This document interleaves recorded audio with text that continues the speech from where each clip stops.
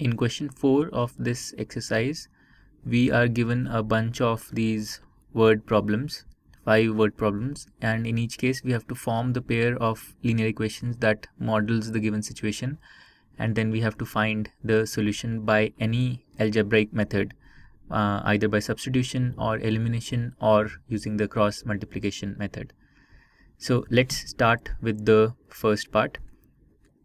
So in the first part, the question says a part of monthly hostel charges is fixed and the remaining depends on the number of days one has taken food in the mess. When a student A takes food for 20 days, she has to pay rupees 1000 as hostel charges, whereas a student B who takes food for 26 days pays rupees 1180 as hostel charges. And we have to find the fixed charges and the cost of food per day. So the two unknowns in this situation are the fixed charges. So let's assume that the fixed charges are rupees F for fixed, and the other unknown is the cost of food per day. Cost per day, so let's call it rupees, let's represent it by C. So the two unknowns are F and C, and now using the given information we have to set up a pair of linear equations in F and C. Now the first piece of information says when a student A takes food for 20 days, she has to pay rupees 1000. So this is student A, and for student A she has to pay 1000 rupees if she takes food for 20 days. So for 20 days the cost she will incur is F being the fixed cost, and for 20 days she will have to pay 20 times C as the cost per day times 20 days, and the total cost she has to pay is F plus 20C, and this should be equal to 1000 because she pays 1000 rupees. The second piece of information which is given for student B, this says that student B takes food for 26 days and she pays 1180. So for 26 days she will have to pay a fixed charge of rupees F, and for 26 days a cost of 26 times C, and this will mean a total cost of F plus 26C, and this is equal to 1180. So these two equations are the pair of equations in F and C, and now we can solve them and find the values of both F and C. So because the coefficients of F are equal in the two equations, let's use elimination to solve this pair of equation. So what we can do is let's call the first equation 1 and the second equation 2, and let's do 2 minus 1. So we subtract the first equation from the second equation. What will we get? The F terms will cancel out and we will have 26C minus 20C on the left hand side. So 26C minus 20C on the left hand side, and on the right hand side we will have 1180 minus 1000. So 1180 minus 1000. So this gives us 6C is equal to 180, and hence C is equal to 180 by 6 or 30. So we found the value of C. Now we can substitute this value of C into any equation to find the value of F. So let's substitute this value of C into the first equation. So we get F plus 20C. So C is 30, so 20C is 600. So F plus 600 is equal to 1000. And this means that F is equal to 1000 minus 600 or 400. So the answer that we get is that the fixed charge is rupees 400 per month, 400, and the cost per day of food is rupees 30. And that completes part 1 of this question. In part 2, the question says a fraction becomes 1 by 3 when 1 is subtracted from the numerator, and it becomes 1 by 4 when 8 is added to its denominator. Find the fraction. So the unknown in this case is the fraction. In fact, there are two unknowns, the numerator and the denominator of the fraction. So let's say that the numerator is x and let's assume that the denominator is y, which means that the original fraction is x by y. So this is the original fraction. Now, what are the two pieces of information that will help us set up a pair of linear equations in x and y? Well, the first piece is this one, which says a fraction becomes 1 by 3 when 1 is subtracted from the numerator. So the numerator is x. When 1 is subtracted, we have x minus 1 and the denominator is y. So x minus 1 by y, this becomes 1 by 3. So this gives us our first equation in x and y. So let's cross multiply and write it in the standard form. So we get 3x minus 3 is equal to y, and I can write this as 3x minus y minus 3 is equal to 0. So this is the first equation that we get in x and y. Now the second piece of information for x and y comes from this statement, which says the fraction becomes 1 by 4 when 8 is added to its denominator. So the numerator is x, and if we add 8 to the denominator, the fraction becomes 1 by 4. So from this we can get our second equation in x and y.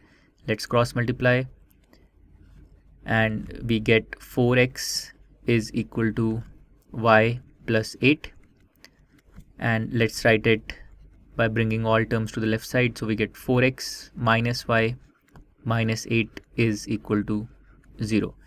So these are the two equations in x and y. Now let's solve them and find the values of x and y. We see that the coefficients of y in both the equations are the same, minus 1.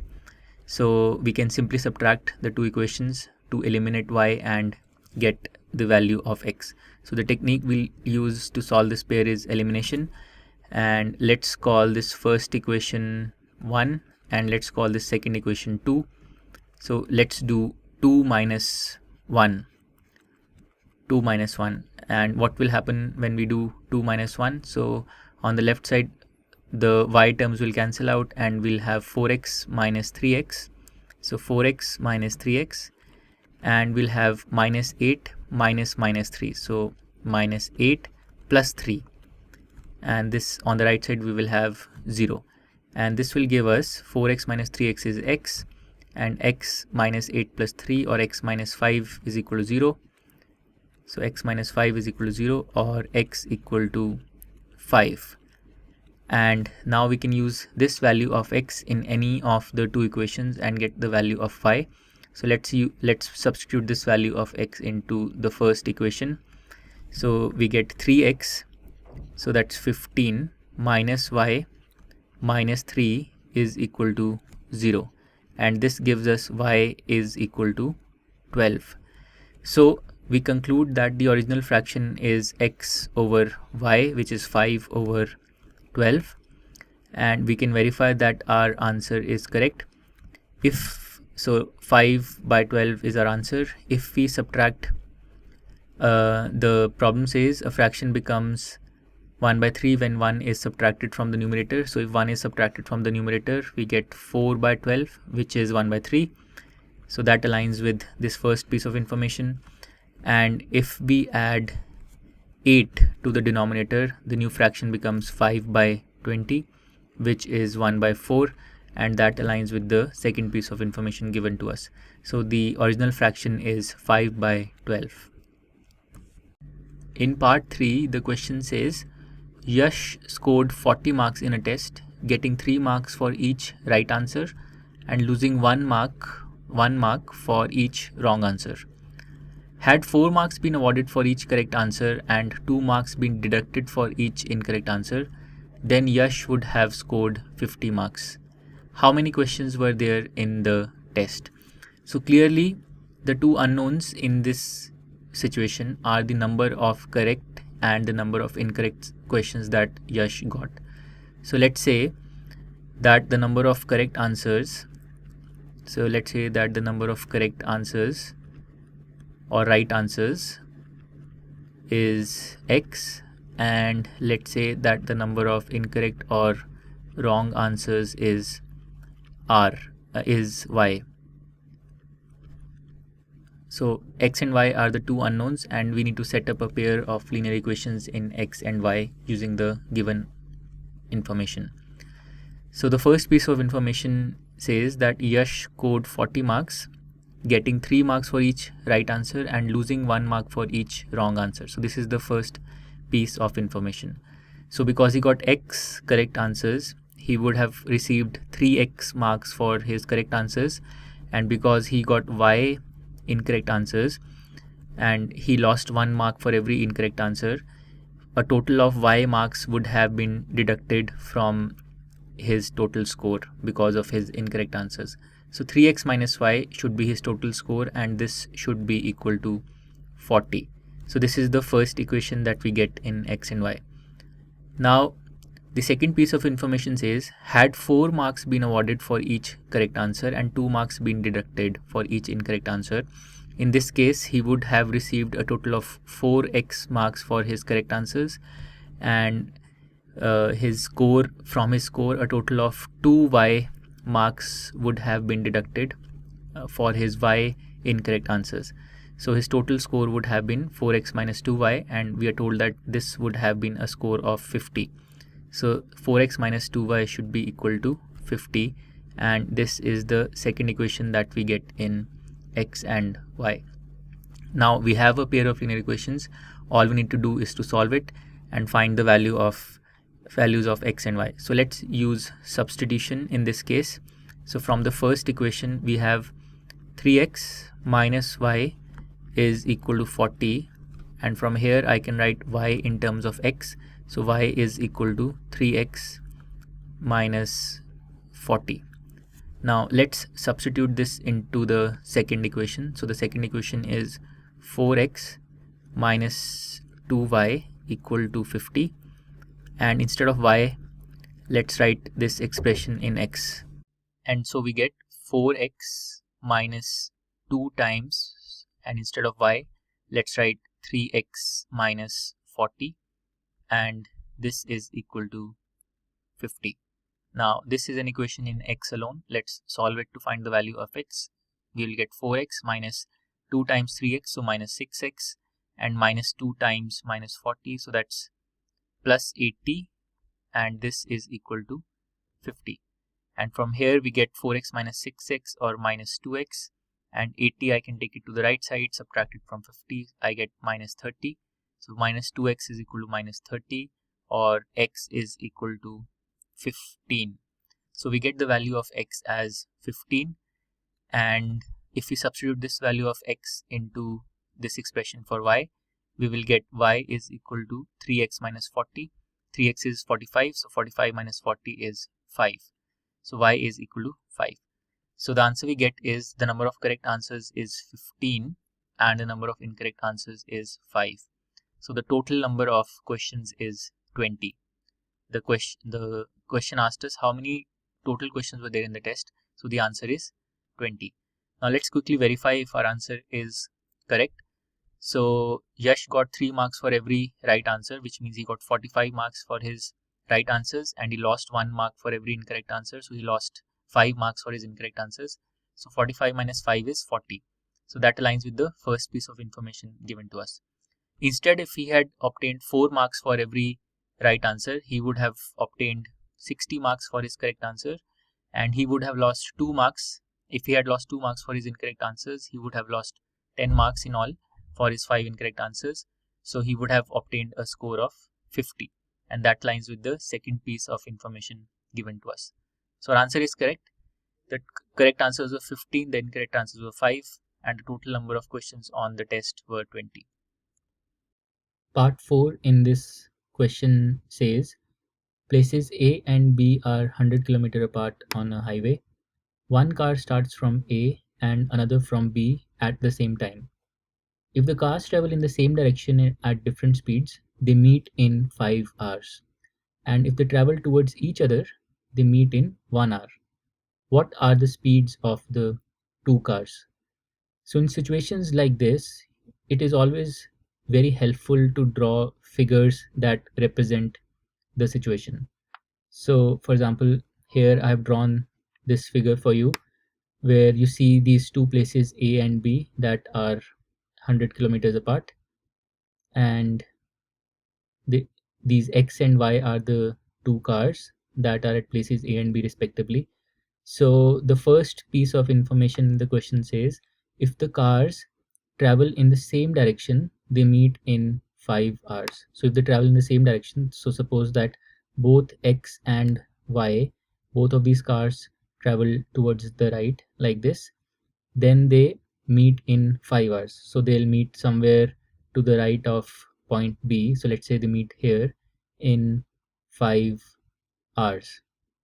And this will help us form an equation in the unknowns. But what are the unknowns? So the unknowns are, of course, the speeds of the two cars. So suppose that the speed of car X is X kilometer per hour and the speed of car Y is Y kilometers per hour. And from this situation, from this fact that the two cars meet at some point to the right of B in 5 hours, we should be able to form an equation in X and Y. So what is that equation? Well, it's quite simple once you are able to visualize it from this picture. So let's call the point at which these two cars meet, let's call it point C. So what will be the distance of point A from point C, this distance? So this will simply be the distance that car X travels in 5 hours, because they meet up after 5 hours. So the speed of car X is X kilometers per hour and the time is 5 hours. So this distance from A to C should be 5x kilometers, because distance is speed times time, speed into time. So x kilometer per hour into 5 hours, or 5x. Similarly, the distance from B to C, this distance, this should be the distance that car Y travels in 5 hours, and this distance will therefore be 5y hours, 5y kilometers.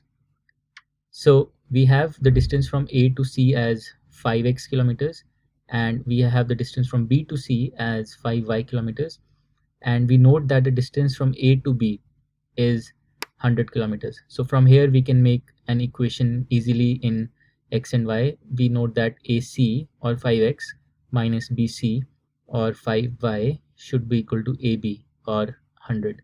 So 5x minus 5y equal to 100 is our first equation. If I divide by 5 on both sides, I will get x minus y equal to 20. So this is our first equation in X and Y. Let's write it here. X minus y equal to 20. Now let's use the second piece of information given to us, which says that if the cars travel towards each other, they meet in 1 hour. Okay, so let's model this situation now. So in this figure, the two cars travel towards each other. So let's say like this. So the speed of car X is still X kilometers per hour, and the speed of car Y is Y kilometers per hour, and they will meet somewhere between A and B. So let's say some point here, and let's call this point D. And we know that they reach this point in 1 hour, because they meet in 1 hour. Now what equation can we form in this situation? So we note that the distance from A to D, this distance should be the distance that car X travels in 1 hour. So this will simply be X kilometers. Speed X kilometers per hour into time 1 hour, so that's X. And similarly, the distance from B to D, this distance, this should be equal to Y kilometers. The speed Y kilometers per hour times the time 1 hour. So this should be Y kilometers. And we also know that the total distance between A and B, this is equal to 100 kilometers. So from here, the equation that comes up is quite straightforward. X kilometers plus Y kilometers should be equal to 100 kilometers, or X plus Y should be equal to 100.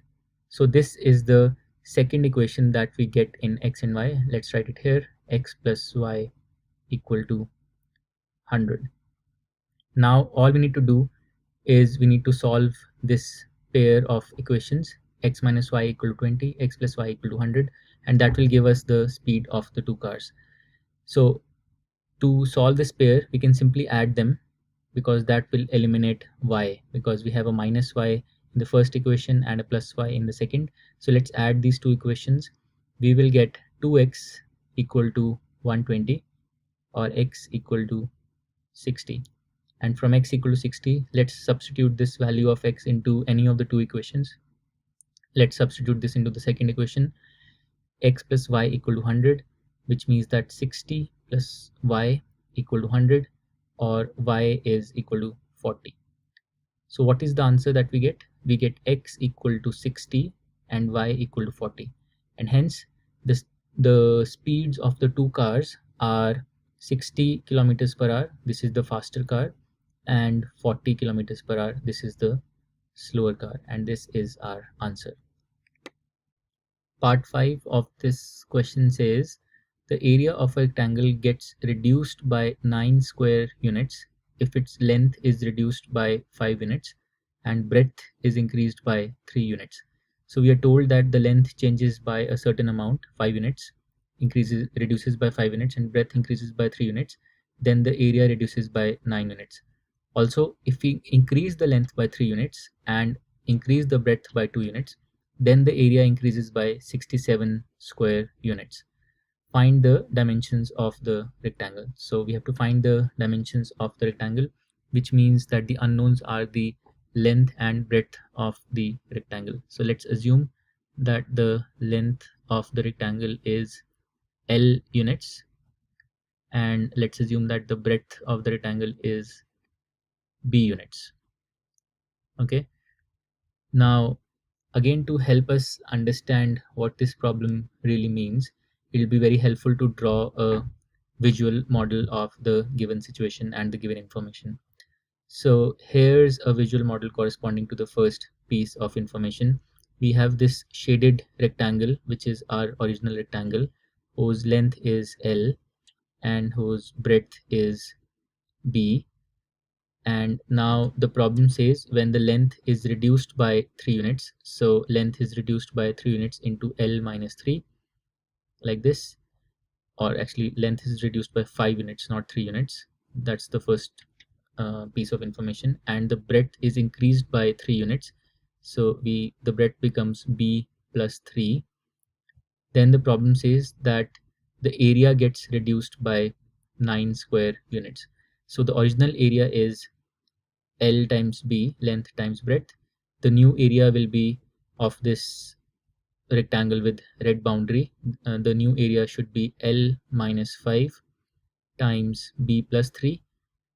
And what the problem statement tells us is that the area reduces. So the new area is lower than the original area by 9 units. And we can write this as LB is equal to L minus 5 times B plus 3 plus 9. So let's simplify this and see what we get. So we have LB on the left side. On the right side, let's expand this product. So we have LB times L plus L into 3, so 3L.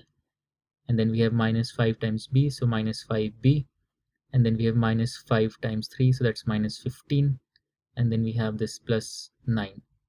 Now LB cancels out on both sides, and what we are left with is 3L minus 5B, and then we have this minus 15 plus 9, or minus 6. So 3L minus 5B minus 6 equal to 0.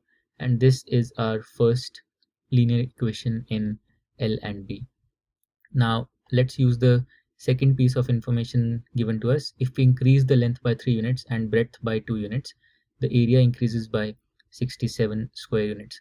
So again, let's draw a visual model corresponding to this information. So here's one that I've drawn for you. The original length is L. The original length was L, and the original breadth was B. And if we increase the length by 3 units, so the new length becomes L plus 3. And if we increase the breadth by 2 units, so the new breadth becomes B plus 2, then the area increases by 67 square units. So the original area is L times B, the new area is L plus 3 times b plus 2, and the new area is 67 units more than the original area. So LB plus 67 should be equal to L plus 3 times B plus 2. Now let's simplify this, and that will give us the second equation in L and B. So we have LB plus 67, and on the right side let's expand this product. So we have L times B, and then we have L times 2, so that's 2L, and then we have 3 times B, so that's 3B, and then we have 3 times 2, so that's 6. And once again the term LB cancels out on both sides, and we are left with 2L plus 3B plus 6 and then minus 67. So we'll have to write it as minus 61 equal to 0. So this is the second linear equation in L and B. So now what we have to do is we have to solve this pair of linear equations and find the values of L and B. So the two equations we got are 3L minus 5B minus 6 equal to 0 and 2L plus 3B minus 61 equal to 0. So let's solve this pair of equations using, let's say, elimination. So for elimination, what we can do is we have the coefficient of L as 3 in the first equation and 2 in the second equation. So let's modify these equations so that the coefficients of L are the same. So what we can do is multiply the first equation by 2 and the second equation by 3. So what do we get? So in the first equation modifies to 6L minus 10B minus 12 equal to 0, and the second equation modifies to 6L plus 9B minus 183 equal to 0. So let's call this first equation 1 and the second equation 2. Now what we can do is subtract the two equations. So I can do 2 minus 1, and when I do that, the 6L terms will cancel out. I will have 9B minus 10B. So I'll have 9B minus 10B, and I will have minus 183 minus 12. So minus 12, and this is equal to 0. So this means that 9B, and then we have this becomes plus 10B, so that's 19B, and then we have minus 183 and plus 12, this is equal to 0, or 19B is equal to 171, and this means that B is 171 by 19, that is equal to 9. So B is equal to 9, and now we can substitute this value of B into any of these original equations and find the value of L. So let's substitute this into this first equation, 3L minus 5B minus 6 equal to 0. So from here we get 3L minus 5B, so that's minus 45, minus 6 is equal to 0, and this means that 3L is equal to 51, or L is equal to 17. So we conclude that the length is 17 units and the breadth is 9 units. So let's write it here. The length is 17 and the breadth is 9. So the original area of the rectangle is 17 times 9, that's 153 square units. So let's write it like this, units squared, and then let's verify if this information is correct, if this answer is correct, L equal to 17 and B equal to 9. So let's match it against what's told to us. So if the length is reduced by 5 units, then the new length is 12, and if the breadth is increased by 3 units, then the new breadth is 12, and the new area is 144, which is 9 less than the original area. So this first piece of information checks out.